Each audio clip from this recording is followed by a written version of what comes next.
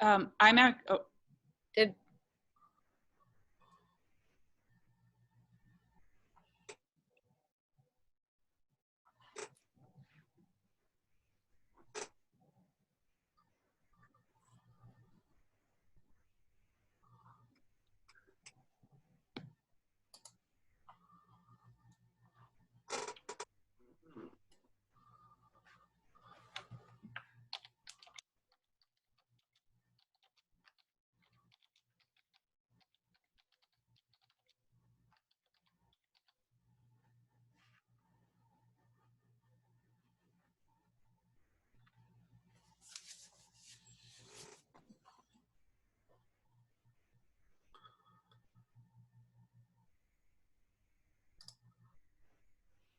And speaking of that, I'm going to go ahead and spotlight David, and we'll start broadcasting in 3, 2, 1. Good afternoon, everyone, or perhaps it's good morning where you are. I am David Sobel. I'll be hosting the third in a series of In Bloom webinars that we've been conducting this spring. I am a professor emeritus at Antioch University, New England in Keene, New Hampshire. I'll be host, and I'll introduce you to some other folks on our team who are going to participate in the webinar.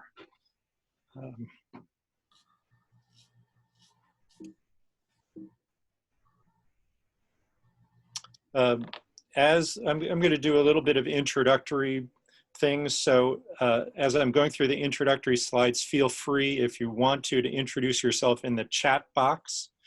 It should be on a menu on the bottom or side of your screen, and tell us who you are, where you're from, where you work. I want to welcome you to this wide world of webinars, something that none of us thought we were going to be engaged in so comprehensively about 3 months ago. We hope that now that this is our third one, that we've got some of the technical glitches worked out. If not, we apologize in advance. I also want to acknowledge the irony of talking about the virtues of education, working with children outdoors while we're sitting indoors looking at our computer screens. But hopefully you'll be able to spend some of the rest of your day out in what seems to be, at least in New England, a spectacularly beautiful late spring day. We are disappointed not to be at the Moortown Elementary School in Moortown, Vermont, where we would have been holding the In Bloom conference. We hope to be back there next June, hosted by the North Branch Nature Center. And I want to thank all the workshop presenters who had agreed to be presenters that day, plus the other speaker, Dana McCauley, principal of the Crellin Elementary School in Western Maryland. She was going to be a keynote speaker. Today we'll be having Kit Harrington, one of the original keynote speakers, as our speaker. I'm going to give you a little history. If this is the first time you've learned about these In Bloom conferences, we've been doing them for about the last 8 or 9 years. This was the lineup in 2016, I think. So we've been doing them in Maine, Vermont, New Hampshire, and Massachusetts with a broad set of topics about how to work outside with children. We've also been doing one at Antioch University in Santa Barbara every year. And we've done kind of on the road urban conferences in Asheville, in New Haven, and Boston. So it's not just a rural thing. We're working with and advocating for nature-based education in rural, suburban, and urban settings, as well as we've helped support an In Mud in Jackson, Wyoming. And the In Bloom conference series is part of the nature-based early childhood education program at Antioch University, New England, as well as at Antioch, Santa Barbara. We'll talk a little bit more about that later on. And finally, I want to thank the George B. Storer Foundation for supporting the In Bloom conferences and this webinar series and lots of other initiatives in nature-based early childhood around the country. They've really kind of helped to stabilize this as a significant alternative to how to think about early childhood education. Some important information: if you're having any technical problems, address them to Harold or Liza in the chat box. Later on during Kit's presentation, we're going to ask you to put some questions into the Q&A box. So there's down where there's a chat box tab, there should be a Q&A tab. And so that's specifically for questions related to Kit's presentation. And we might be able to address some of them during her presentation, but mostly we'll use those for questions to the panel after her presentation. At the end, we'll provide a link in the chat box for an evaluation. So you can cut and paste the URL or write it down. We'll give you enough time. Complete the evaluation. And when you complete your evaluation, you get a professional development certificate for your participation. So that's our tricky way of getting you to do an evaluation for us. We want to start with a couple of polls. So Harold, if you could put the first poll up on the screen, we were interested to see who's actually here. So we're going to give you, once it's up there, we're going to give you about 30 or 45 seconds. You know, and which of the following describes you?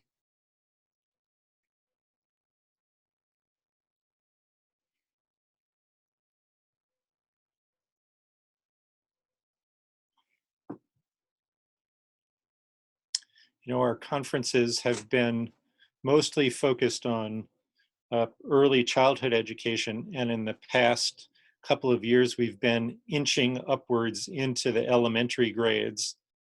And so the focus today will be mostly on early childhood, but we're also really interested in advocating for how nature-based early childhood education or how nature-based education makes its way into the elementary grades.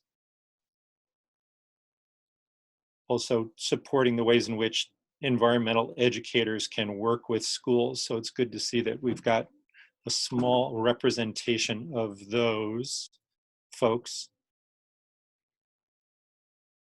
Okay, that's good. So we've mostly got, so Harold, why don't you share that with everybody? So it's mostly early childhood educators today. Kit will be a great person to address all the issues that relate to nature-based early childhood education and some of the, and within the context of the current social crisis in the United States. Let's do the next poll. If you could put that one up, Harold. We're trying to get a sense of where you and your school are at in terms of implementing outdoors nature-based education in your programs.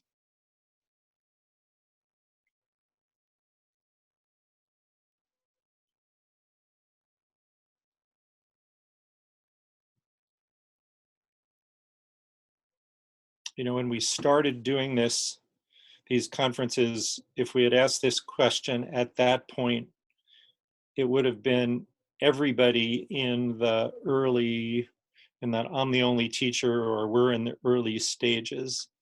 And so it's actually really edifying and reassuring to see that all those folks indicating that it's a school-wide movement.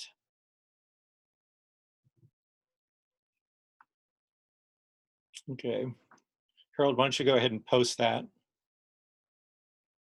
Yeah, look at that. So this is great news.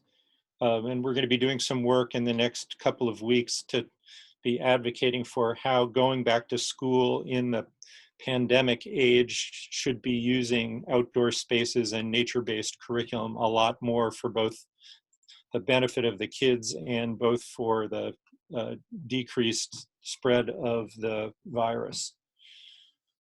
Okay, we can take those off. Nice to know who's here. When we remove that from the poll from the screen.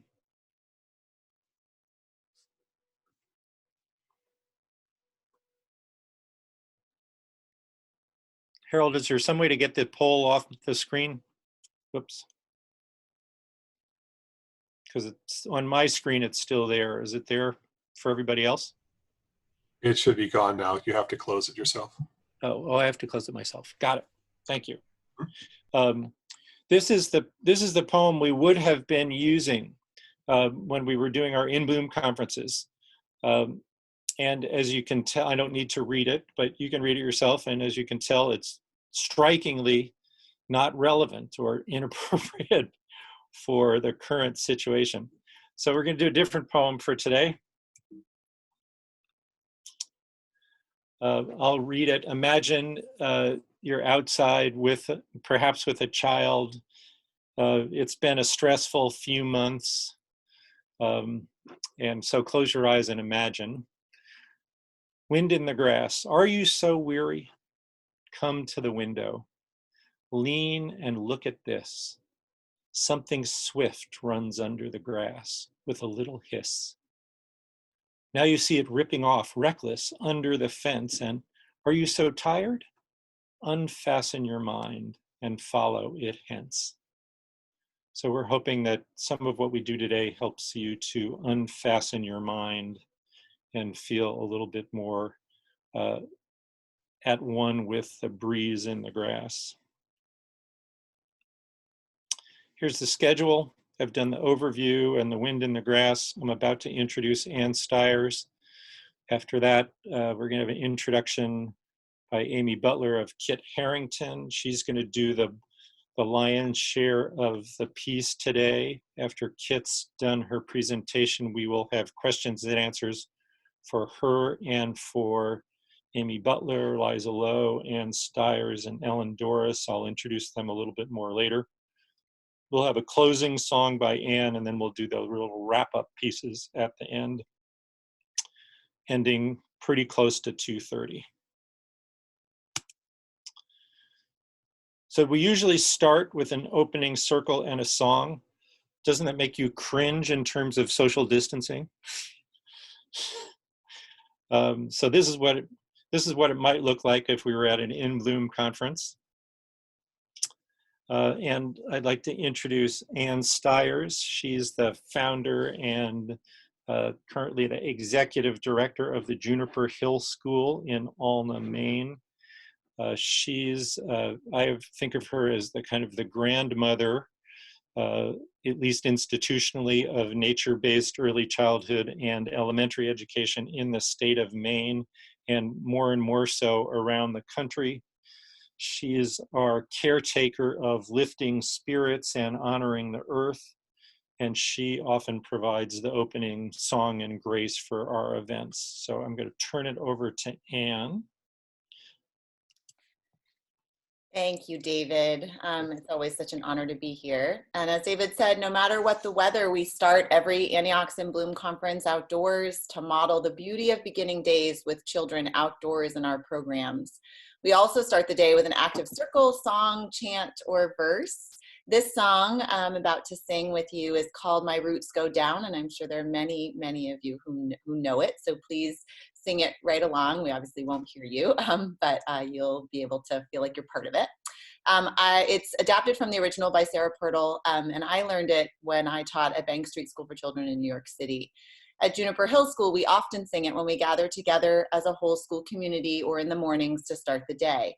We encourage you to begin your days with songs that relate to and celebrate your places. It is a vital part of nature-based programming. For example, changing the lyrics to this song to fit your place might be a great start. So my roots go down. My roots go down, down into the earth. My roots go down, down into the earth. My roots go down, down into the earth. My roots go down. I am a pine tree bending in the wind. I am a pine tree bending in the wind. I am a pine tree bending in the wind. My roots go down. I am a dandelion growing at my school. I am a dandelion growing at my school. I am a dandelion growing at my school. My roots go down. I am a mountain reaching for the sun. I am a mountain reaching for the sun. I am a mountain reaching for the sun. My roots go down. My roots go down, down into the earth. My roots go down, down into the earth. My roots go down, down into the earth. My roots go down. I just want to say also that we put the verse in between all those verses. We put the major chorus there, but I didn't want to make it too long. The other is it's really hard as an early childhood and elementary teacher to sit down while doing these. And of course, these have body actions to them. And you can imagine what they might be just acting out those different plants and the mountain at the end. So, and of course, gets adapted for regional places and for where you are. So just welcome to all of you and pass it back to David. Thanks, Anne.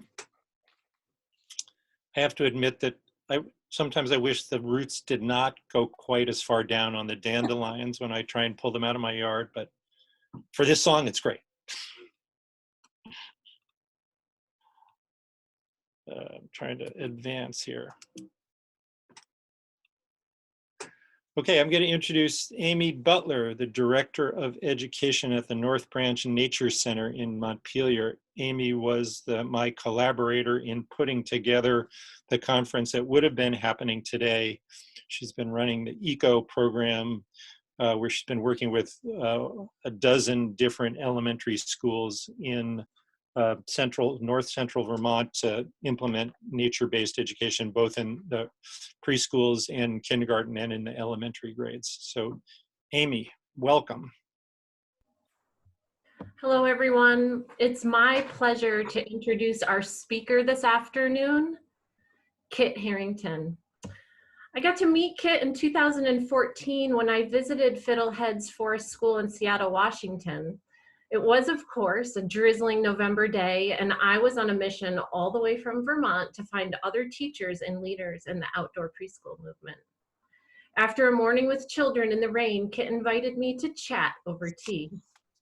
In these early years of nature-based education movement, it was typical for those of us thinking of a better model for education to practice chatting about those top 5 bulleted reasons why nature is good for us. And I'm going to be very blunt here. That is not the kind of conversation you have with Kit Harrington. Move over clickbait benefits of nature preschools and bring on discussions of psychological constructivism, ecological and evolutionary psychology, how to advocate for policy change, and the social inequities in education. Little did I know that years later, I would be so fortunate to not only have gained a brilliant colleague, but a dear friend that is radical, caring, and poised to advocate for the health of all children on a regional and national level. Kit calls Vermont home again, and she is the Communications Engagement Coordinator for Voices of Vermont's Children. How lucky are we? She's an education consultant for the Natural Start Alliance and was the directing founder of the Fiddleheads Forest School, as well as the founder of the Washington Nature Preschool Association. And might I add that Kit Harrington is the needed voice of change in our nature-based education movement right now. Thank you so much, Kit, for sharing with us today.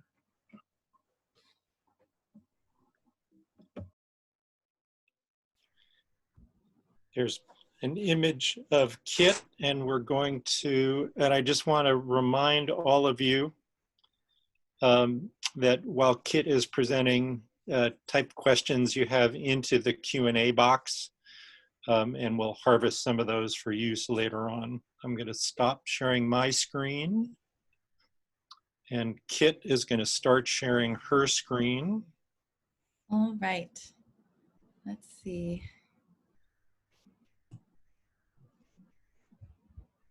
Share. Okay. We good to go? It's good to go. All right. Wow. Thank you, Amy, for that incredible introduction. It's a lot to live up to. I'd intended to be with you all in person in Moortown, but instead, of course, I'm here at my home in Burlington. Oops.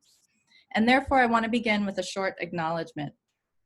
I am speaking to you today from unceded territory.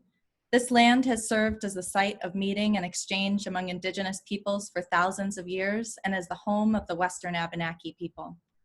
If you are listening from somewhere in the United States today or anywhere in North America, it is pretty likely that you are also on the occupied and unceded lands of Indigenous peoples. We honor, recognize, and respect these peoples, and today in particular the Abenaki, as the traditional stewards of the lands and waters here. We are guests in this land, and we need to respect and help protect the lands within our use, wherever we are. Thank you. I think it's hard to understate the encompassing nature of this pandemic and the impact that it's had on every aspect of our lives and work. I've been planning to start out today by talking about the potential of the work that we're all doing right now in our schools, in our centers, in our parks and forests. Except we aren't all doing that right now, are we? Many of us are still at home or only just beginning to return, processing, planning, figuring out how to respond to the most extraordinary transformation of our society that any of us have experienced in our lifetimes. A transformation that has been driven most recently by the murders of Ahmaud Arbery, Breonna Taylor, George Floyd, and too many others. While I recognize this isn't why we're here, all gathered here today, it's impossible to speak about the current moment without acknowledging the culture of white supremacy that is part and parcel of life in America.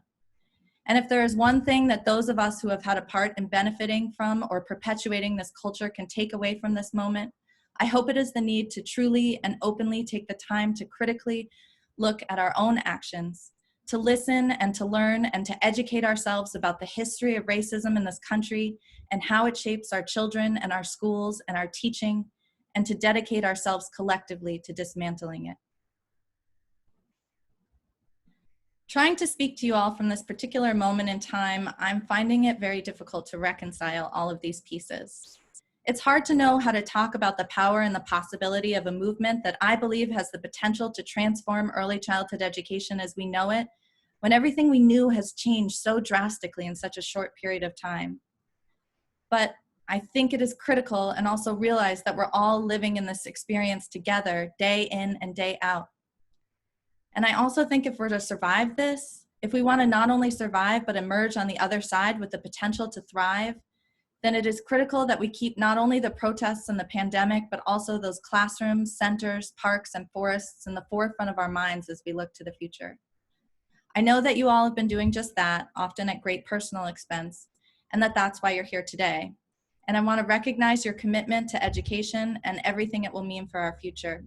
It is the work that each of you are doing that will set the path for our field for decades to come.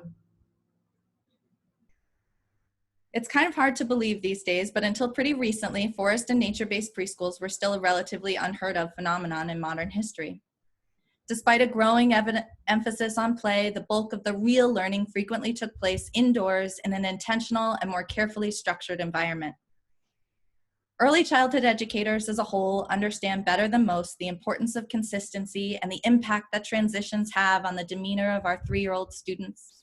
And we do our very best to soften the surprises, to minimize the likelihood of unexpected events. For many of us, nature-based education typically means working in the garden or taking a field trip to a local wetland. The outdoors is approached as a way of extending the learning and adding a valuable hands-on experience to a unit, but perhaps not a means in and of itself. And yet something powerful and encompassing took place to bring us all together today, to pull us away from not just the natural world, but also the news and our kids and our worries and back again to a screen. So what is it that brought us all here? Well, The way I see it, there are a number of different factors that this growing interest can be attributed to. But I think for many of us, we've been drawn to nature-based education not only because of our personal connection to the natural world and belief in the power of nature-based learning, but also because as educators, we've seen the way that traditional methods of education have let down our students for too long. Let me give you a little context. Growing up, I was the kind of learner who was very good at abstracting information and making connections. I could memorize very quickly and make inferences from a small amount of information. Yet where I managed to succeed academically, even when I struggled socially, I found myself surrounded by kids who didn't learn the same way I did. Kids who worked harder and longer than I, who cared just as deeply, but who were let down by the very system designed to support them. All around me, I saw students with infinite potential, each one of them with the capacity to lead and innovate and change the world in their own way, who were let down, disillusioned, disenfranchised. Kids who looked at the system of public education and saw nothing but a wall. This story is one that has been perpetuated over and over in America. These experiences are universal. In our country today, we laud our graduation rate for being the highest in history, but underlying that is the lowest rates of reading and math proficiency on record. Only about a third of high school seniors are prepared for college-level coursework at the time of graduation. Students are moving through school or are being pushed through it, but many of them aren't learning or retaining information in a system that is supposed to be designed for exactly that purpose. Now, I doubt this is new information for you, but I think it's important to acknowledge because it is part of a major and ongoing issue within the education system of which we are a part. These shortcomings are actually a piece of what attracted me to early childhood education in the first place. I thought to myself, if I can get to these kids early enough, if I can operate in a system that hasn't been standardized, perhaps there's ground to be gained. Because the truth as I understand it is there isn't any key, no single method that will ever have the capacity to meet the needs of all children. We all perceive and interact with the world in our own way. It is our differences that allow for the uniqueness of human achievement. And this is why I often find myself feeling conflicted about the future of our field. Because to educate on a wide scale in this country, we tend to rely on a unified structure of standardization. And my idea of high quality education is antithetical to this standardized process. So how do we avoid falling into the same trap? Well, the truth of the matter is that standardization is a very difficult pitfall to avoid in our society. Standards tend to develop in their own way without a policy ever even being written. Someone develops a great idea, refines it, and releases it into the world, and soon enough it stops evolving and becomes fixed in place by the very institutions that shape nearly every aspect of our lives. It becomes commodified, a product. Transforming an idea into a product makes it easy to assess, easy to share and follow, but a product is very rarely responsive. It doesn't adapt to us, and when it comes to education, and in particular early childhood education, it can't provide what kids need.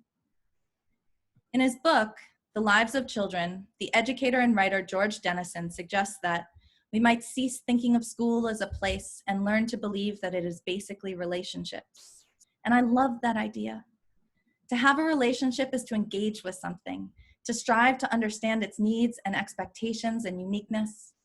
Children cannot grow and learn in a system that doesn't take them into account. They need a relationship. They need context. Children require an education that is responsive to them. When a pedagogy isn't responsive, it becomes an obstacle between the child and their success. It becomes a barrier, a wall. And I've seen this happen time and again to young learners. They don't fit the model, and so the conclusion becomes that they don't fit the school. And this is a huge part of the reason that we have such an enormous rate of expulsion in early childhood. Children in preschool are being expelled from school at 3 times the rate of their peers in grades K through 12, a number that disproportionately affects Black children. These numbers are the result of a culture that lacks broad systemic support and therefore encourages and pressures teachers to fit the child to the idea and not the other way around. For me, it has become abundantly clear that if we wish to avoid this path when it comes to early childhood education, we have our work cut out for us. And I also believe that it is just this desire to avoid the problems and pitfalls of a standardized system that has fueled recent interest in nature preschools.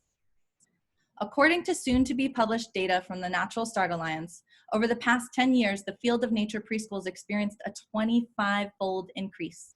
Today, there are almost 600 schools around the country that identify themselves as nature-based, and it's likely that the true number of programs influenced, inspired by, or informally engaging in nature-based education is much, much higher. This is a movement on the rise. But of course, that doesn't make it immune to commodification. If we want to succeed where others have failed, it is necessary for us to strive to understand our identity not only as individual schools, but as a movement. Nature-based education has captured the hearts and minds of parents and teachers alike because it is responsive, it is child-directed, and it encourages the development of the kind of foundational skills that are often overlooked by a standards-based approach.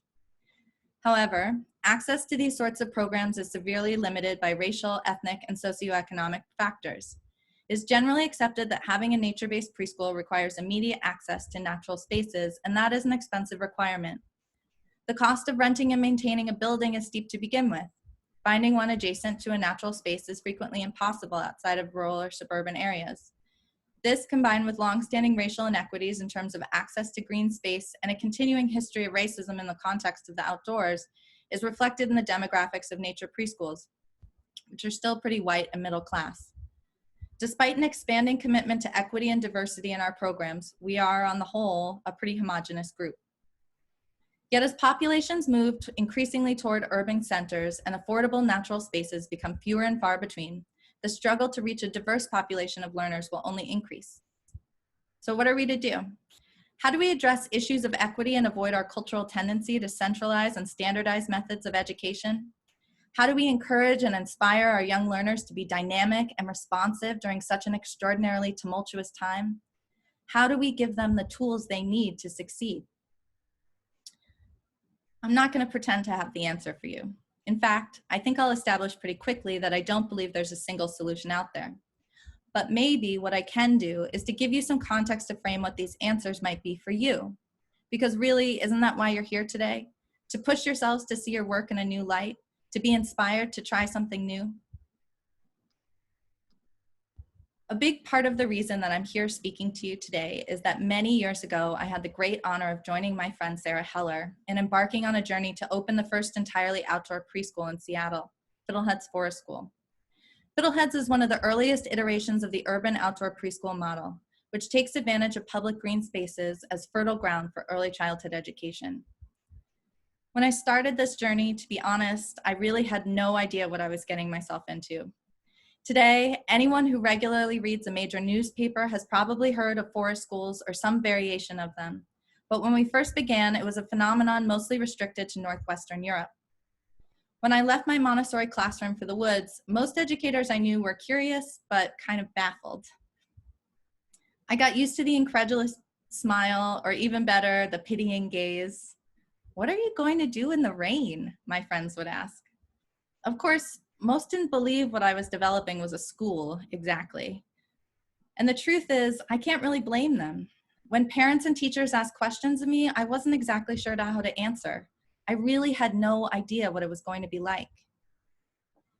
And for me, as an educator, this was actually incredibly valuable. It meant that I had to put aside all my knowledge and expectations, my fundamental understanding of the way that education should be, and open myself up to learning whatever the forest had to teach me, because I had made the conscious choice to leave walls behind and step out of the classroom and into the wild. There were so many times during that first year, and especially the first few months, that we were terrified that we'd made a huge miscalculation. That first September was one of the wettest in Seattle's history, and we were immediately tasked with helping the children and their families adapt to attending school outside, at the same time that we were learning what having a school outside even meant. Sarah had received a few weeks of forest school training, but we didn't know of anyone we could look to who was managing all of the variables we were, running a school with no walls, and even more importantly, no ceiling, in a public park in a major city that regularly receives about 4 feet of rain in a year. Somehow we managed to keep the program running through that first year, and since that time, my life and my perspective grew to encompass a world I hadn't even known existed. When I reflect on what we learned at Fiddleheads, I realize that by virtue of having chosen to abandon the kind of control that we have over our surroundings in an indoor setting, by virtue of having to negotiate with everything in our environment, we were able to gain remarkable perspective about the value of taking a responsive rather than standardized approach to education. Without walls, without a barrier between our school and the rest of the world, we were forced to learn how to approach education in context, not just in terms of our students and teachers, but in the context of our physical environment, our social environment, and our cultural environment as well. And in the time since that first month so full of questioning and self-doubt, I found that the more responsive I am able to be in regard to my context, the more students I can reach out and connect with, and ultimately the more effective I am at helping them be successful. So over the course of the next 30 minutes, my goal is to not only share with you the way in which Fiddleheads was able to adapt and respond to the physical, social, and cultural context of its environment, but to encourage you to think about how this might apply to your own practice, to consider whether in fact there are elements of this story that perhaps could inspire new directions, new opportunities for your programs, for your teachers, and for your children. So what do I mean by this word context? Context is defined rather vaguely as the interrelated conditions in which something exists or occurs. Context is the surrounding information, the connecting substrate through which we are able to interpret and understand the world. Without context, there's no learning. We are simply engaging in rote memorization. Context is what allows us to reflect and to inquire, to understand. It is the place where the classroom ends and the rest of the world begins. And this is why acknowledging context is so important, because as educators, I think that where we want to be doesn't end at the bounds of our classroom or the edge of the forest. It continues into the homes of families we serve, into their language and traditions, into their experience and surroundings, as well as the resources they have access to. When we open ourselves up to this context, we invite new worlds into our process of education. We transform the classroom from an outpost into an extension of the home. Before we continue, I'd like to ask you to take a moment to think about your own context. What brought you here today specifically? What moments or ideas shaped your identity as an educator and drew you to this idea of nature-based education? How have they influenced your decisions? And if you feel up for it, share a little bit in the chat. In consideration of time, I'm probably just going to wait a minute or two, but hopefully you'll have the chance to continue to review as time goes on.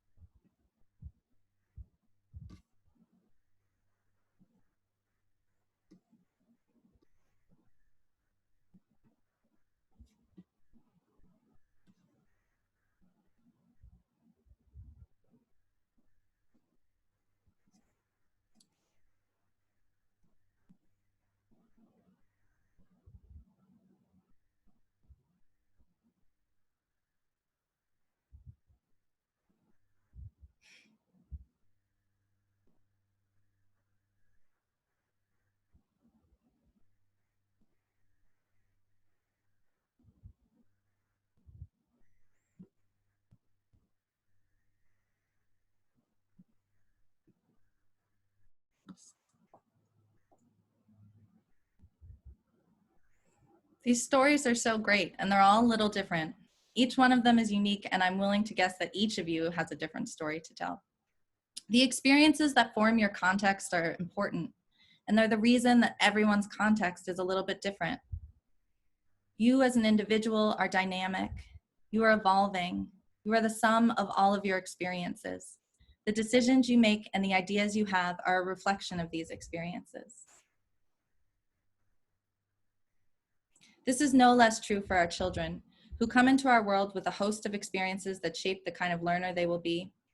The more mindful we are of this in our practice, the more responsive we can be when it comes to making important decisions, like how to interact with a student or support a parent.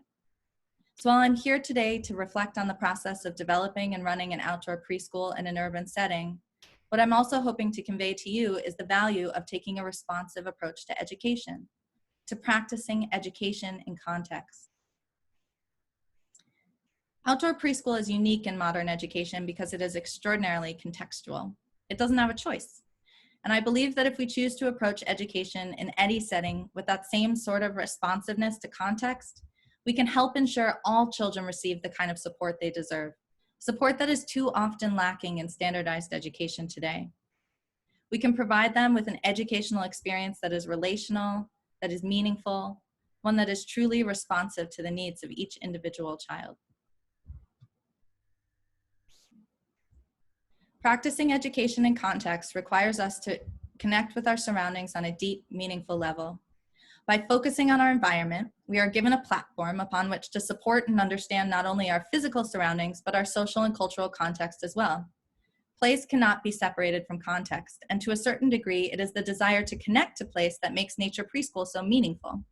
The more we learn about where we are, the more we realize there is to know, the smaller we understand ourselves to be, and the more we value our connection to that place and to each other. Whether you are working in a traveling classroom, out of your backyard, or a public park down the street, if you have a manicured playground or a wooded area, spending some time thinking about the affordances of that space is a critical first step. Ultimately, it is our environment that provides the foundation for who we are able to reach and what we are able to accomplish on a day-to-day basis. Environments reveal themselves gradually, and what they afford the learner is constantly changing. Understanding your environment means cultivating a relationship with it over time. During those first few years at Fiddleheads in particular, we were provided with the opportunity to get to know our environment very, very well. And we learned a lot of lessons about exactly how and why forest school is so different from an indoor classroom setting. And what I've come to believe is that it is actually the quantity and quality of change that children encounter on a daily basis which provides the primary difference between indoor and outdoor classroom settings. In fact, it is this gradual contextual exposure to change that I believe makes the outdoor preschool truly unique in terms of its impact on development. In the indoor classroom setting, there exists a remarkable amount of control to be had over the environment. We control the temperature of the room, the kind of lighting and noise we're exposed to, the visual layout, the materials. The result is that when a change does occur, it is typically an artificial or imposed change, an extrinsic decision to transition from one activity to the next as a group, or to switch up the layout or put something new on the walls. The context in which this sort of change occurs is often not immediately accessible or understandable to the child, so we have to be very conscious of it when it does happen, and therefore we often work to minimize the impact it has on our young learners. The outdoor classroom is remarkably different in this regard. In the forest, a certain amount of change is an unavoidable constant. It's what makes the outdoors so powerful and engaging, so challenging in continually fresh and interesting ways. Certainly, there are patterns that we can come to anticipate as teachers. For example, the autumnal departure of the leaves that make up much of the ceiling of our classroom, or the arrival of a new green carpet each spring. But as the seasons change, they perpetually provide novel opportunities for learning and adaptation that impacts the children's experience of themselves, their classmates, and the environment. On a daily basis, anything can and does happen, from an unexpected downpour to a visit from a resident owl. Learning to embrace this sort of change was the first step as a school toward creating a more responsive, relational approach to education. Oops. Sorry, I got distracted by the chat and suddenly let's see. That'll give you a moment, hopefully, to catch up on some of the stories in the chat there.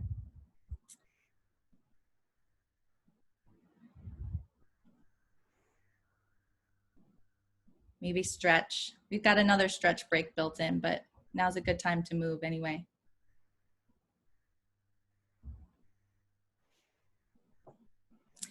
Learning to embrace this sort of change was our first step as a school toward creating a more responsive, relational approach to education. Attempting to control for the changes that took place in our environment would have been an exercise in futility. Instead, we embraced this qualitative shift and incorporated it into our approach. By establishing clear boundaries and underlying structure, we provided students with the support they needed to become comfortable with themselves and the space around them. Very little in Fiddleheads is rigid or static. We developed responsive borders in our Forest Grove classroom that provided plenty of room to explore, but not so much as to be overwhelming. As the students displayed a readiness to explore further, we created opportunity to expand the classroom border as the year went on. Since Fiddleheads was developed to be a part of the environment, it moves and responds as any other living creature or system in this environment would. We also found through observation that it took time for the students to develop an internal repertoire of methods of engaging with their surroundings. So in addition to defining boundaries, we defined spaces in the classroom that serve to model intentional ways of engaging with the environment. These areas included a mud pit, an art area, science, language, math, and social and emotional learning centers, as well as other places for creative and imaginative play, including an obstacle course and a fairy village. These spaces provide a scaffold for children who are still learning to engage with the wilder and less defined areas of the classroom and allow them to take on roles that help them to act in meaningful, intentional ways. Within these spaces, we found additional value in providing materials that help to further define and extend the ways in which the children could engage with their environment. Over time, we learned to approach the addition of each material with the same question: what does this add to our space? As long as we determined that we could find something in nature that would serve the same purpose, artificial materials were usually rejected. As a result, the majority of the materials in the classroom are still to this day either tools to manipulate, observe, or quantify the environment, or those related to social and emotional learning and self-regulation, a cornerstone of our approach. Most of these materials were selected over time as we identified new needs in response to the children's engagement with their surroundings. Similarly, certain spaces were identified at the start of the first year, but only found definition through the children. The space itself continues to change as the children move mulch through the site, develop pathways through the underbrush, and create garden borders to protect certain plants. We provided them with the opportunity to identify areas of respite that are particular to each child, called magic spots, that they contribute to over the months and years that they are there. We try as much as possible to be thoughtful about striking a balance between establishing a consistent schedule and being responsive to the environmental affordances of each day. This kind of responsiveness, in addition to allowing us to develop an approach that is attuned to the needs of each learner, encourages the children to develop a deep connection to the space. During their time at Fiddleheads, children grow to embrace caring for the natural world as an integral part of living on this planet, and they carry that desire to care home with them. The result is that nearly all of our families have said they now spend more time outdoors with their children, and that they spend that time noticing and engaging with nature. Responsiveness to the environment is what has allowed Fiddleheads to take advantage of everything the forest has to offer, both positive and negative. And we have always been conscious of the negative experiences that have the potential to impact children's health and safety if we are not prepared for them. Environmental assessment is a continual part of the outdoor preschool experience, and it is most effective insofar as it is supported by policies and procedures developed with our specific environment in mind. In the Pacific Northwest, for example, there's an annual cycle of native trees dropping limbs. So we develop very clear policies about high winds and when it's safe to be in the grove. Because the site is in a public park and is left unsupervised each evening, the teachers engage in a safety sweep each morning before the children enter. When approaching any new environment within an outdoor space, it is critical to take into consideration not only the health and developmental needs of the children, but also any potential hazards they may encounter. Just as the benefits of an activity are reflective of the relationship between the child and their environment, so too are the risks. As a teacher, I was constantly in the position of assessing and evaluating the play in relation to the environment as well as to each individual child, and supporting children and engaging in their own process of assessment as well. Negotiating risk is an important part of early childhood development, and it is a mainstay of forest and nature preschools. But in this context, risk is only healthy and developmentally appropriate insofar as it is managed to some degree by a knowledgeable adult. With each passing year at Fiddleheads, I'd find myself learning something new about this process, because balancing the needs of a classroom with a living, breathing system is a continuing negotiation. By choosing to abandon the walls and ceilings of traditional classroom spaces, we invited into our school all kinds of things beyond our control. We might invest time in preparing a special lesson or activity, only to arrive on site and find that something remarkable happened to engage and inspire children's attention elsewhere. Teaching at Fiddleheads sometimes means knowing when to get out of the way. But simply being responsive to the physical setting isn't enough. By implementing a school in the woods, we created, in effect, a small society. Our ability to respond to the risks and opportunities of the environment while meeting the needs of children is intimately bound up within the social context of the setting.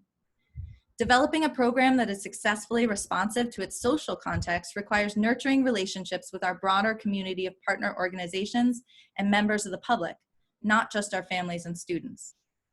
For Fiddleheads, being responsive to the social structure of our setting meant learning how to work closely not only with the University of Washington Botanic Gardens, or UWG, which owns and maintains the plants in the Arboretum and through whom all the Fiddlehead staff is employed, but also the city, which owns the park itself, and the Arboretum Foundation, which fundraises and advocates for its needs. Your setting may not require you to navigate the same institutional complexities as Fiddleheads, but your relationship with your partner organizations or those around you will have a huge impact on what you're able to do. Just as a forest is not a self-contained system and relies on its relationship with the broader environment in order to exist, so too has Fiddleheads come to rely upon, or at least understand how to navigate, its relationship with the broader organizational structure to succeed. For a large organization like the university, making the case for an outdoor school takes some doing. Broad acceptance of outdoor education is still a long way off, and when the idea for an outdoor preschool was first put forth, the university's risk management department responded with a definitive, no, thank you. During this time, the school was stuck in limbo. Learning to operate within the greater context of a large organization meant figuring out how to navigate as a very small voice in a very large room.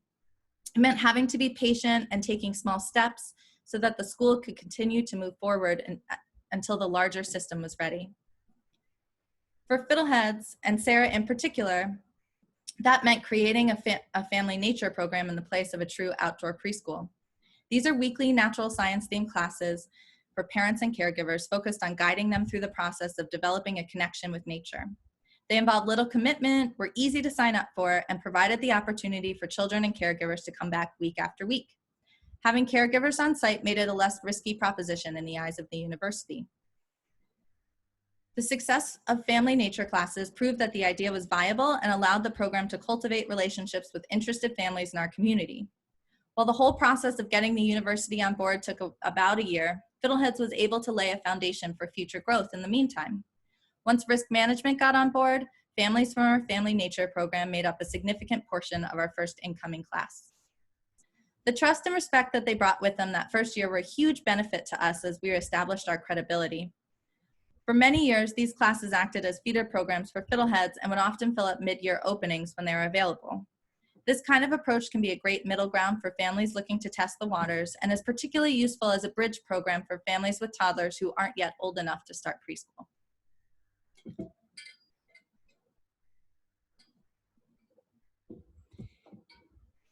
In an outdoor public setting, it's necessary to learn how to be comfortable with the fact that you'll never completely control who you are going to encounter or how they're going to respond to your presence.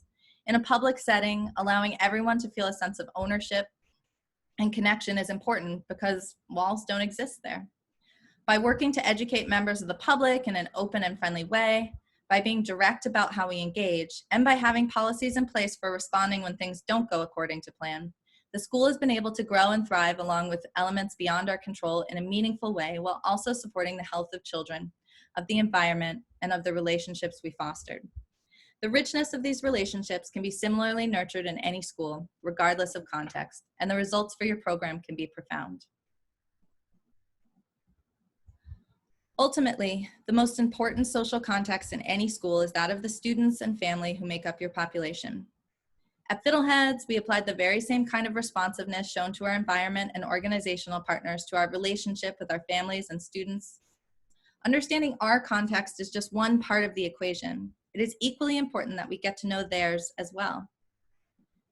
We manage this by starting small, staying small, and by approaching change incrementally.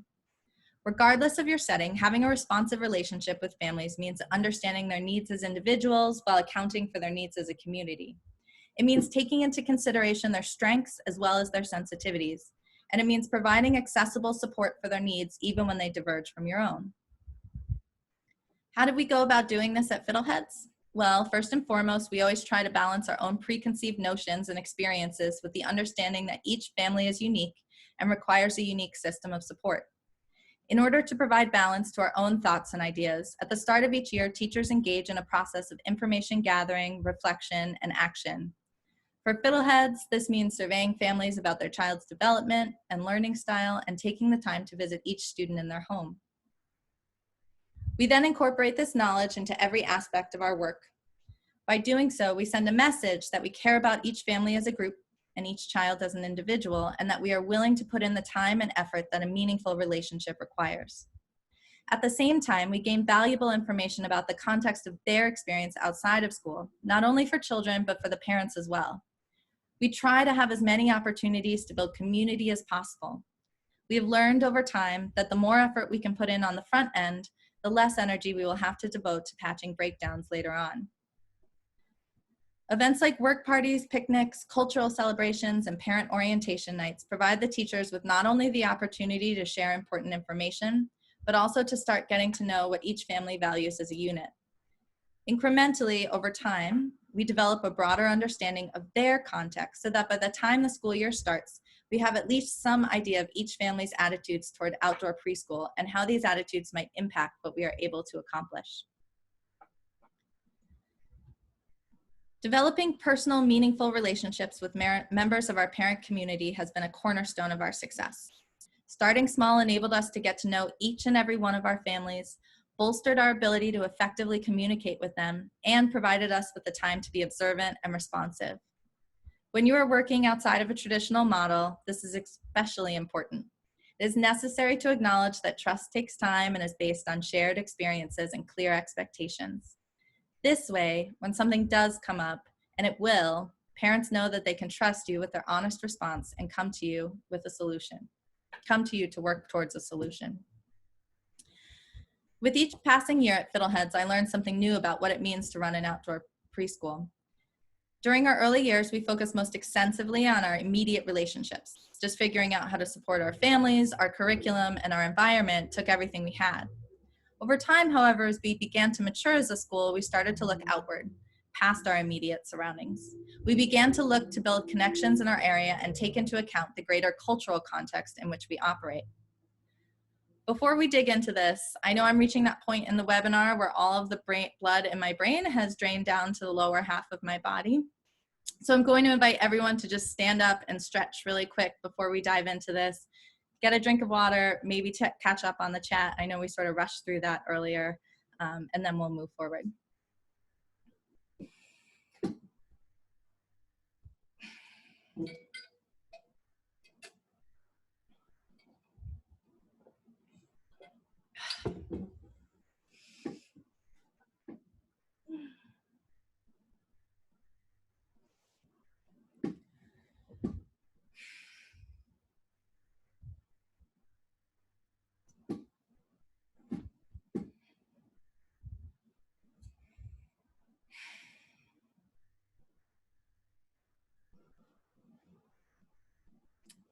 All right. So what we found was that as Fiddleheads grew, the field did too. Today, there are dozens of outdoor preschools in the Seattle area alone. The growth of forest schools has brought a national spotlight to our work that binds us together. We must be accountable to one another because the success or failure of each one of us reflects on the model as a whole. To view ourselves in isolation would be to construct the very barriers between ourselves and our educational community that we've so consciously avoided in the rest of our work. I believe deeply that supporting and engaging in the culture of this field in its entirety is a critical part of our continued ability to thrive.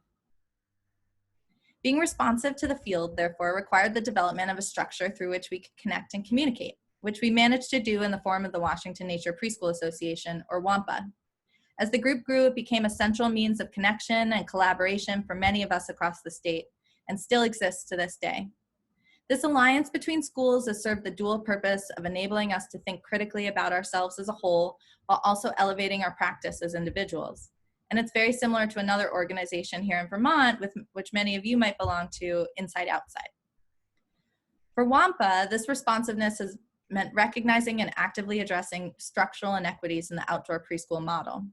Until recently, Washington state regulations restricted outdoors-only programs like Fiddleheads from operating for more than 4 hours a day. That meant that working families often had to either enlist nannies or extended family members to assist in aftercare and transportation, or risk being excluded entirely. It also meant that outdoor preschools weren't eligible for state-subsidized funding, which has distinct economic and social implications for the kinds of families that were able to access our program. In response, a small group within WAMPA came together in the spring of 2016 to start discussing how to go about getting outdoor preschools licensed. We started meeting with city and state officials and having conversations about the value and potential of nature-based and in particular outdoor and public park-based schools. We worked with teachers and families to gather testimony, invited legislators to visit our schools and city parks, and compiled research about the value of nature-based learning, evidence of long waitlists for our programs, and expert opinions to support our case. Our combined knowledge and resources allowed us to make the case that we were a force to be reckoned with. Outdoor preschool wasn't going away, and sooner or later, the state would have to figure out how to address it. The result of this is that in 2017, Washington State passed and signed into law SB 5357, the first bill in North America to pilot the licensing of outdoor preschools. This in turn led to the establishment of the Outdoor Preschool Advisory Group, a committee of outdoor preschool stakeholders dedicated to informing and supporting the development of licensing requirements. Throughout this process, the state regularly consulted with the Natural Start Alliance, gathering information and feedback from what would become the Nature-Based Preschool Professional Practice Guidebook. This resource, which was created by a team of writers made up of educators, administrators, and faculty from around the country, including myself and a number of pretty amazing Antioch educators like Amy Butler, Ann Stiers, and Rachel Larimore, and expert reviewers like David Sobel, includes standards of practice in the areas of teaching, environment, safety, and administration, and brings together important themes regarding equity, inclusion, and responsiveness. The existence of a national, highly researched professional resource dedicated to the practice of nature-based early childhood education helped to demonstrate to Washington State that nature-based early childhood ed can be accomplished in a way that is safe, effective, and inclusive, indoors and out. It helps reflect and share our philosophy as a critical part of our culture, and it paves the way for future efforts. In addition to the guidebook's role as a starting place for any program looking to deepen their engagement with nature-based learning, regional advocacy can continue to benefit from the existence of such a nationally recognized and valued resource.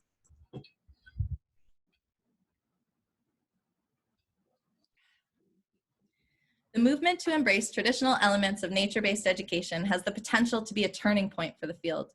Our ability to license and ensure nature-based and outdoor preschools has major implications for how we represent our programs and for who can access the work that we do.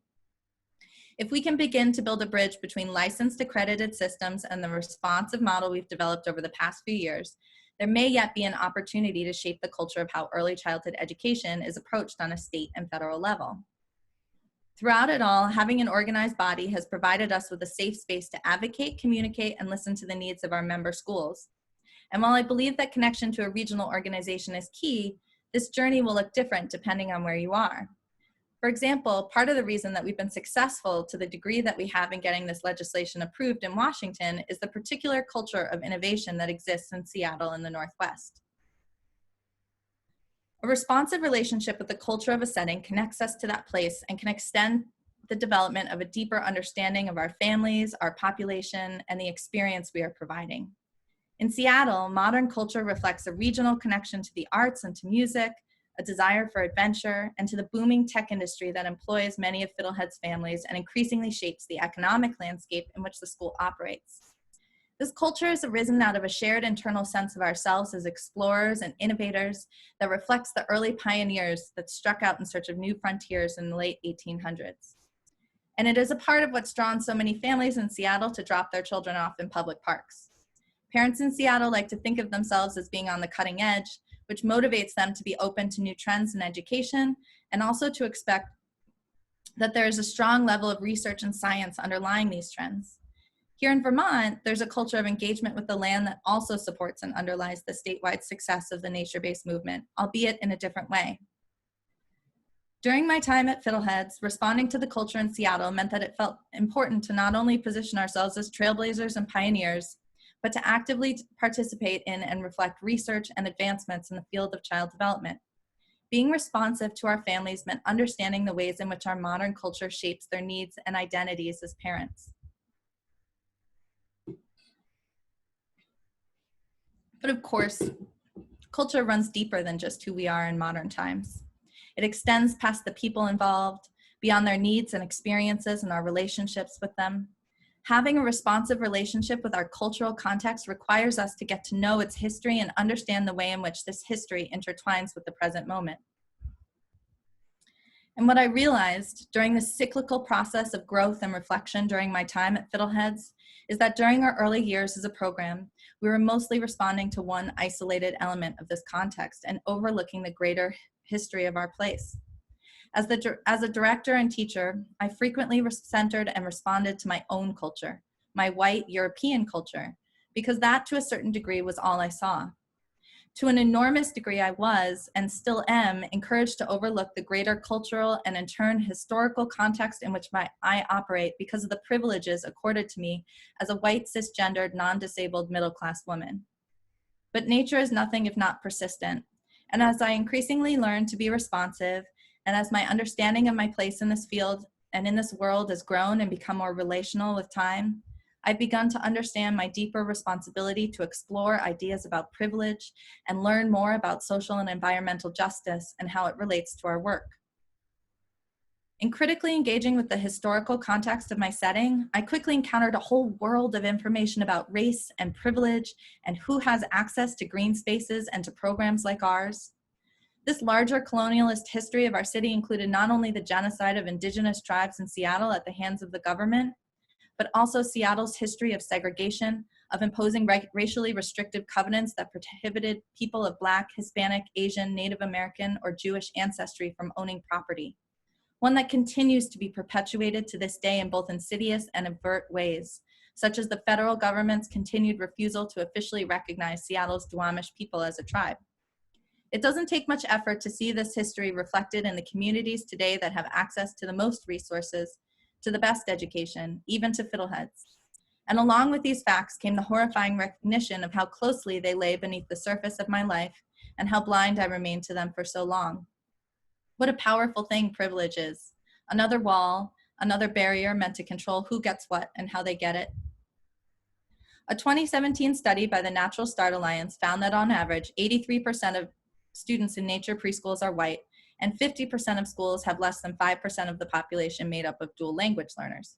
While the study didn't attempt to examine the socioeconomic makeup of our schools, my guess is that while many programs provide scholarships, access is similarly restricted by income. These numbers are the echoes of our greater historical context as a country, but they are not remotely reflective of our larger population. We are at a pivotal moment for this movement and for this country as we begin to examine what it means to have an identity and how to shape our practice in a way that isn't exclusive. This is by no means an easy task.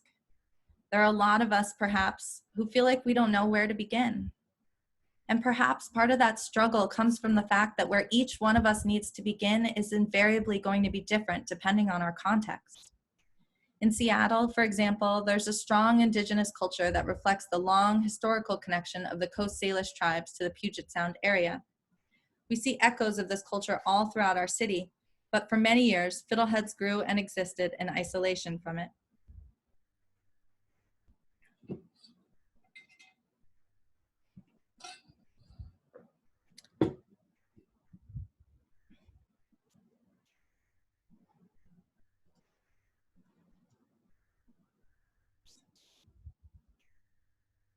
Sorry again, still learning how to navigate this technology.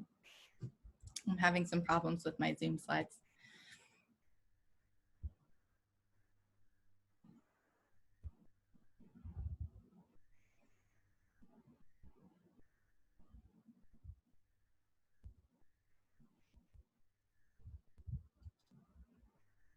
A few years ago, in preparation for another conference, I was introduced to an oral historian named Warren King George. Warren is a member of the Muckleshoot tribe, one of the Coast Salish tribes that have lived in the Pacific Northwest for millennia. The two of us spent much of our time discussing Fiddleheads, forest schools in general, and the growth of the field as a whole. Warren appreciated the work that we were doing in nature preschool, but he gently reminded me that Fiddleheads is, in fact, only a modern iteration of an approach that has been practiced and refined in the Puget Sound area since what he referred to as time immemorial. Warren explained that, similar to our students at Fiddleheads, he too went into the woods as a child, that Mother Nature also provided his classroom, and that his teaching stations were the rivers and the beaches, the lake shores and the mountaintops of this land. Warren taught me that as a child he learned, just as his ancestors had learned, to pay attention to the tree people, to embrace what they have and what they share, and to teach others to do the same. This way of teaching engagement with the natural world can be traced back literally to the last ice age. When I was a child, I felt overcome by the immensity of the stars and by my smallness in relation to them. Now, many years later, I am frequently overcome by the history of my place and the lessons that have been and continue to be taught there. Lessons that existed long before I or anyone else in this field ever thought to hold preschool in the forest. Warren, in only a few short hours, gave me an incredible gift, which was an opportunity to remember my humility. What we are doing today is simply an echo of a practice that has existed for tens of thousands of years. To teach is to be continually humbled by the scale of knowledge in the world. And as we move forth as educators, we must set ourselves to the task of exploring not only the physical and social context of the places in which we operate, but also the cultural contexts and the histories that underlie them. We must be open to the possibility that each seemingly new innovation is really only an echo of a practice in our past that may be richer and run deeper than we can possibly imagine. Before I leave you, I'd like to take a few minutes to try to tie together the threads of the ideas I've shared with you so far with the current moment. The past few months has been monumental, overwhelming, consuming. Billions across the world have experienced loss, uncertainty, isolation, and a lack of access to critical resources. Deeply embedded structural inequities across gender, race, and class have been laid bare. Patterns of behavior and action that have persisted for decades, if not hundreds of years, have been thrown into question. In change lies possibility. We cannot underestimate the impact that this virus has had and will continue to have on our families, our schools, and our society at large. The path that we were on 6 months ago no longer seems to make sense in today's context. Until recently, change on the scale we have experienced would have seemed impossible. But today we are collectively coming to terms with the fact that a return to normal is not in the cards. And perhaps more importantly, we are realizing that our old normal maybe isn't desirable under any circumstance. All over the country, early childhood educators are beginning to organize around the potential for transformative change, just as educators, policymakers, and administrators all over the world are considering or engaging in next steps for reopening schools around the country. Time is precious, and it is critical that we use it wisely. As educators, we must ask ourselves, do we really want to go back to school as we've known it? There is clear evidence showing that this pandemic may only be a blip on the radar compared to that of the unfolding climate crisis before us. What role do we have to play in ensuring our children are prepared? Each one of us holds a key to unlocking a radically different future for children in this country today. We do not have to accept the status quo. We can decide collectively to commit ourselves to a future, to a model of education that is fundamentally different, one that recognizes the inequities embedded in our system of white supremacy and seeks to dismantle them, one that centers children's need to learn and grow in an environment that is responsive to them, one that acknowledges early childhood educators for the work that they do and supports them. All over the country, there are remarkable programs leading the way out of the classroom and into the woods. Washington State offers but one example of this path. Right now, parents, educators, and policymakers are looking for a way forward. Let us show them one. Any one of us who works in nature-based education can tell you of the deep capacity of the natural world for healing, and there is an increasing sense, reflected in growing research, that it may decrease the likelihood of virus transmission as well. In this time of vulnerability, it may be that forest and outdoor schools offer a key to not simply surviving this pandemic, but coming out on the other side with the means to thrive. I mentioned earlier that I definitely don't have the answer to all of this, but what I do have is passion and a commitment to change, and I'm willing to guess that you have that too. There is power in relationships, There is power in collective action. Each one of us has knowledge, information, or connections that can help set us on a different path, that can pave the way for transformation. If there ever was a time to dream big, it is now. In this moment, we must come together for our children, for our schools, and for each other. It starts by calling and organizing within your community, by simply starting the conversation. And if you don't know where to start, let's work together. We have been trained as a society to seek small changes, to accept the status quo, and to never rock the boat too much. But those rules only apply so long as we let them. And I truly believe that if we enter into this process together with determined hearts and open minds, anything is possible. My experience with Fiddleheads provided me with lessons that I could not have imagined a decade ago. Working in a living system required me to learn how to be responsive in ways that I didn't know were possible. I learned this not because of any particular skill or knowledge on my part, but because nature is above and beyond the best teacher there is. Nature doesn't have an ego. Nature can't be distilled into a product. Nature has no desire except for us to be as responsive to it as it is to us. In nature, we will never run out of lessons to learn or lessons to teach as long as we give up on trying to control it. When we welcome a child into our classroom, there's a whole world that comes with them, and to choose to focus only on the experiences we have together is to limit the impact those experiences will have. If we truly want to make nature-based education meaningful and responsive to all children and families, we must strive to approach education in the context of not just the class or the forest, but place, of the entire remarkable world of which we are a part. We must be humble as we explore the question of who we are and where we want to be. I'd like to end by inviting you to close your eyes and imagine yourself dropped into the middle of the forest. Reflect back on the thoughts you wrote down earlier about your context and extend them. What have you brought with you to this space? Who are you and what experiences have shaped how you will respond? Do you jump into action or do you take time to consider the opportunities and resources around you? Think about being outdoors. What sorts of things would you need in order to be successful? How are you going to get those needs met and what are you willing to give up in return? When it comes to engaging with the natural world, whether it be as part of a school or just going for a walk in the woods, we can choose to be one of two things. We can impose ourselves. We can make a decision that our way of doing things should be the standard regardless of context. We can become a wall. Or we can choose to embrace the lessons that the environment offers us. We can be responsive to them. We can choose to have a relationship with our children, our place, our world. We can take down those walls. Thank you.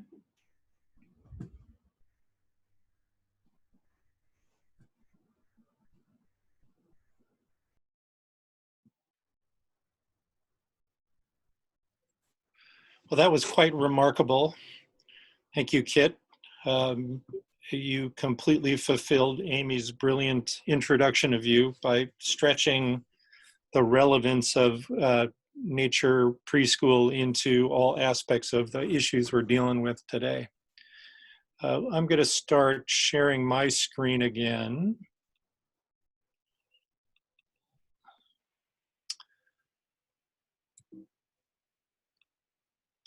And we're going to we've got about 10 minutes to take on some of these interesting questions that people have asked. Joining Kit are Amy Butler, who introduced her, Director of Education, North Branch Nature Center, Liza Lowe, who's the director of the Wild Roots Nature School in Chesterfield, New Hampshire, and she coordinates the Inside Outside Network. Ann Stiers, founder and director of Juniper Hill, and Ellen Doris, the director of the Nature-Based Early Childhood Program at Antioch. There are some really interesting questions. I'm going to address the first question to Kit, and then some other ones to other folks. Kit, Dwayne Wilson said, from a business perspective, how did Fiddlehead accommodate working class families, schedules, and budgets? And you suggested some of that, but you also, in your conversation with me, talked about a weighted lottery system. So I'd wonder if you could articulate specific ways in which you tried to make Fiddleheads more accessible to families with limited economic means. You're muted, Kit. Constant Zoom faux pas. Yeah, so this is something that has been an evolving process for Fiddleheads from the beginning. We recognized pretty early on that there was a limited group of families who had access to our programming, and we've continued to try and figure out how to respond to that. We started out with scholarships by doing fundraising around providing financial aid for students. And we've continued to build on that scholarship program, but that was also a big reason that we are now in the process of transitioning to be a licensed outdoor preschool, so that we have are able to provide subsidized funding for our classes or spots as well. And then in addition to that, what we realized initially was if we just did a regular lottery, like we did every year, because we had a pretty long wait list, that it was very rare that we came across any families who actually were in need of financial aid in order to be able to attend. So we started out by reserving a certain portion of our spaces each year for students with financial aid.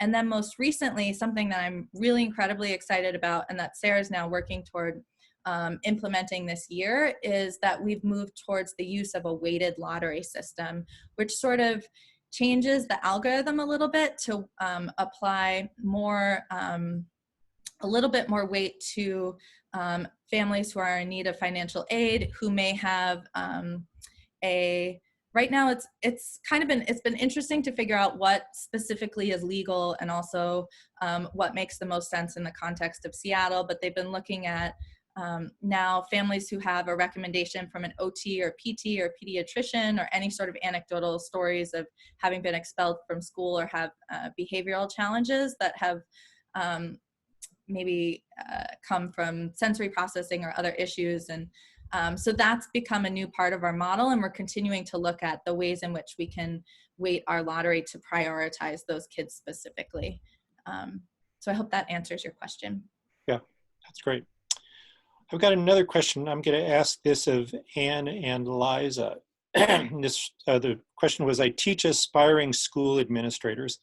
I'm curious about your drive and philosophy. How are Forest School leaders' mindsets different from traditional school administrators' mindsets? So I'm interested, Anne, why don't you take this on first, since you're a Forest School leader and you work with other school leaders in Maine. How is the mindset different than a traditional school administrator? And Liza, I'll ask you the same thing afterwards. I was actually reading that question knowing that you were probably going to hand that one over. And I actually, the first thing that I thought of was, it's not really actually that different. My colleagues who teach in other schools, the first thing is I like to talk about all the ways that it's the same, because really you have to be able to pivot all the time. I think that making sure that you know that your days and weeks will be very long, and that there's a lot that you can't do during the regular school day because you're addressing what is happening all around you all the time. And all of that is very similar to the versatility that I talk about with other colleagues of mine who work in a more traditional setting. I sort of hate those walls that set up and segregating us in different ways that way, but because I think of us all as traditional, doing what's best for children.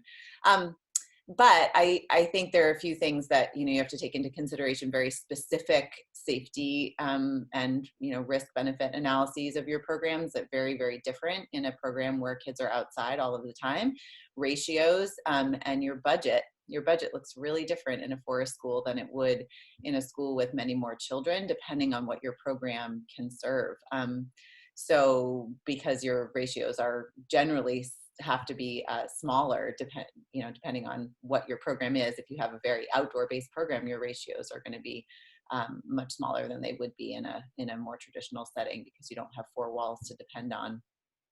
That said, I'm sure Liza has some other things to add, so I'm going to pass it over to you. Yeah, anything you want to add, Liza? And Amy, I'm going to ask you too about the difference between school administrators that are interested in the ECO program and the ones that aren't. But Liza, is there anything you have to add? Yeah, one thought that I had is just, I wonder if folks who are administrators of forest school programs and nature-based programs come from a place of more innovation and creativity and thinking about problem solving in a way of doing it with their staff and with families and learning alongside the children they're teaching and working with feels a little different than a traditional principal, if that's how we're thinking about this question. So I think, when I work with families and other educators, I think of it as I don't have all the answers, and how can we work on this together? How can we problem solve? These are my experiences, but what is your situation and your scenarios that we can problem solve together? Yeah, that's a good point. Amy, do you have a perspective on school administrators that are responsive to what you want to offer and those that aren't? Yeah, wow, this is a really big one. we could do a whole webinar on this. Yeah. Which we should probably do. So I'm thinking the school administrators that have adopted nature-based learning into their schools allow autonomy from their teachers and listen to their teachers. So it's a collective approach instead of an isolated approach. And I would probably also guess that this also goes all the way back to the superintendent as well, and that school is run as it should be, as a community and doing what's best for children and not as a business. So that's where we see success, is when teachers have autonomy, when schools run for these decisions are being made on what is best for the children, and the principals or administrators are really tuned in on what is the need of the school at that time. What are the biggest needs, whether they are academic, social, emotional, basic needs being met in the community, and can nature-based education help meet and support that challenge that's happening in that school. So that's what I would say. There was another thought that I had that was sitting there as well. Also, what is the school administrator's experience with their own experience with nature? What is their story about spending periods of time outside, and what did they love about the outdoors? I always go back to that.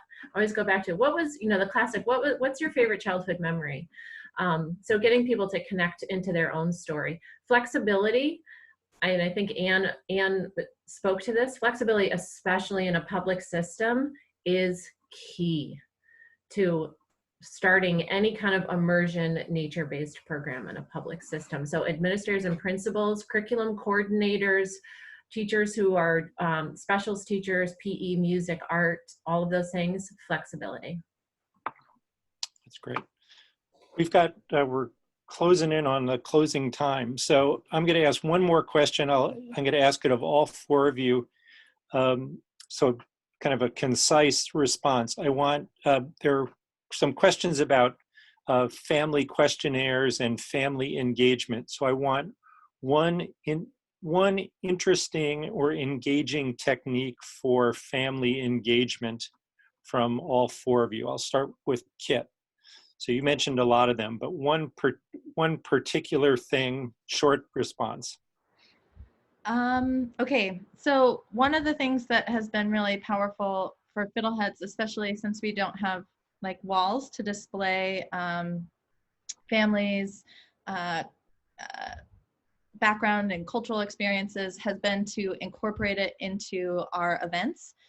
So we started building it into our solstice event, as we would sort of transform the classroom in the middle of the winter, right on the eve of the solstice, and create this lighted pathway through the forest.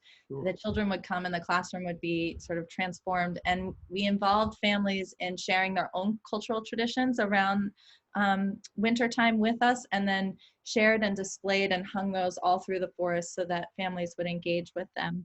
And we now, I know that this spring, Fiddleheads was also intending to start hosting something we've been working on for a long time, which is our first cultural potluck. And unfortunately, due to the virus, that's something that we weren't all able to do together. But I know that bringing those events into the classroom, into the experience, bringing families together in that way has been really important. Those are great examples.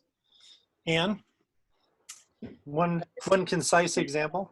Yes, you know how not concise I am. There's a lot. There are a lot of examples. I think one would be the beginning of the year, establishing relationships similar to Kit, going to children's houses if that was available to us. For not every family that wasn't comfortable. Definitely reaching out with letters and all of that at the very beginning. And sorry, I know you said one, but the other one that was really important was gear swaps that were families did gear swap 3 times a year at the school and still do. So, and that's run through the parent association. That's a great one. The gear swap one is great. Amy? So for being in public school, our ratios are really important because class sizes are bigger. So it's open door policy for parents to come in on any of the nature-based days where children are spending time outside to volunteer and help with that ratio. And and we've had such great success with this, especially preschool, kindergarten, and first grade, where maybe parents have a little bit more time or have younger ones at home as well. So open door, please come and help us, join us. And because it happens every single week, there's more opportunities for parents to take part, because it's not just a field trip that happens maybe once or twice a year, and you have a limited number of opportunities for parents to participate, as well as we've seen an increase in fathers, grandparents, uncles, and aunts coming and helping out and sharing their skills as well, because it's regular, because it's every week. Yeah, that's a good point about fathers and grandfathers being engaged more by the nature-based approach. Liza, do you have one, for instance? Yeah, so everything that everyone's already said, I agree with, and it's something that we did at Wild Roots. The other thing is toward the end of the year, sometime in the spring, we held a Wild Roots museum where the children sort of banded together to put on displays so whatever they were interested in from the year, what they were doing right then, and also things that we had learned about each other, as individuals, but also ourselves. So the children made the exhibits, and this was all in the, outside in the woods, in the outdoor classroom, and inviting families. And it didn't have to be small groups. Everyone was invited to tour the museum, and children took great pride in it. And it was an opportunity to connect with families, but for the children to lead the families. That's great. Wonderful examples. We could go on for a while. We are going to, what's happening? We're going to move to close things up. I love this image that Kit had of a kind of celebratory time in the fall. I'm going to turn it back to Anne, who's going to do the ending song, and then there's a couple of wrap-up things. So back to Anne. Hi there, everyone. So again, no matter what the weather, we end every Antiochs in Bloom conference outdoors to model the beauty of ending days with children outdoors in our programs. We end the day with a reflective song, circle, chant, or verse, just as similar as we start. So this one, May the Longtime Sun, we sing every day with students at Juniper Hill School at the end of the day. And in fact, we celebrated our end of the year celebration, having not been on campus in 3 months. We came back together in a parade, all distant from one another. And we did have the lyrics to the song leading folks out the driveway piece by piece as they went up the driveway on beautiful silks that were painted across the drive. So it's a pretty emotional one, so hopefully I'll be able to hold it together while I sing it to all of you. If you know it, please sing it along. And this has some hand motions, which I'll try to do over to the side. May the long time sun shine upon you, all love surround you, and the good light within you guide your way home. May you have peace before you, behind you, above you, and below you, from your heart to your lips, to everyone. Thank you. Yay. Thanks to Anne for that, and thanks especially to Kit for what was a kind of provocative and also kind of wind in the grass kind of evocation of why we're doing this work. If you're, a lot of people asked about, you know, is this going to be available? It's been taped. It will be available on the Inside Outside website. I'm going to show you that address in a second. If you're interested in more extensive opportunities, here are some of the courses that are happening this summer offered by Antioch, New England. There's a nature-based curriculum course offered by Eliza Minucci. Thanks Eliza, I see you're on. Risk management offered by Anne, a childhood in nature course offered by Amy Ostenson, and an ecology of the imagination class offered by Paul Bacco. All of them, you know, online for the first time ever. We'll see how you guys manage to translate all this wonderful outdoor stuff into an online context, and I'm sure it's going to be interesting. As I mentioned, the Inside Outside website, actually I don't have the Inside Outside address here, but Liza, correct me if I'm wrong, it's insideoutside.org, is that correct? Yeah? Yes? Good, okay. I just put it in the chat box. Yes. Oh, okay. So insideoutside.org, this is where the tape will be, and this is where information about a wide variety of other webinars going on in the next month and throughout this summer, and also information about regional networks of nature-based educators. So you can, if you have information about it, you can contact Liza here at Antioch or go to the Inside Outside web pages. For the evaluation, I think Liza's got this in the chat box as well, or you should write down that URL right now, that tinyurl.com. That will get you to the evaluation form. We'd like you to fill out an evaluation form. And then once you've done that, you get your professional development certificate. If you're having trouble connecting to that website, you can also get in touch with Peg Smeltz. Her address is on the screen. It's M Smeltz for Margaret, not P. So M Smeltz at Antioch. And I hope that's been long enough. And it's time to bid you adieu. Happy trails. Hope you get to be outside with a child or family, friends, and take advantage of the wind in the grass. And so we'll be ending now. Thanks for joining us. Happy trails.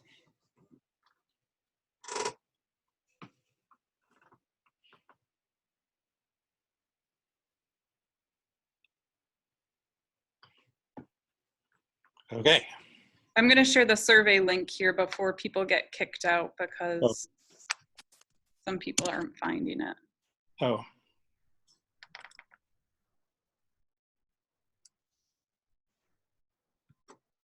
All right, just a sec.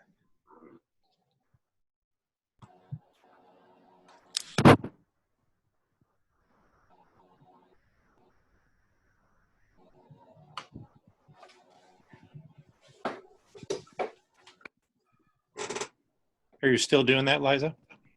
Yeah, I don't know. Some people are having trouble, but I guess they'll, unless Peg has a different idea.